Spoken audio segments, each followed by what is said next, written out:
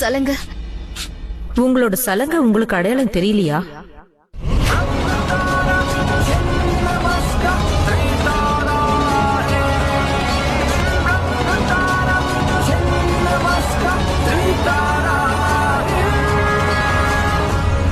அப்ப நான் நினைச்சது சரிதான். அதோட இன்னொரு விஷயமும் சரிதான் இல்ல? உங்க கூட பிறந்த தங்கச்சியோட பேரு பத்மாவதி. நீ என்னை ஏமாத்திட்டு என் ரகசியத்தை தெரிஞ்சுக்கிட்டும் வந்துட்டல்ல. நான் உன்னை எவ்வளவோ கேட்டுக்கிட்டேன், உன்னை தடுத்தேன். ஆனா நான் சொன்ன எதையும் நீ கேட்கல.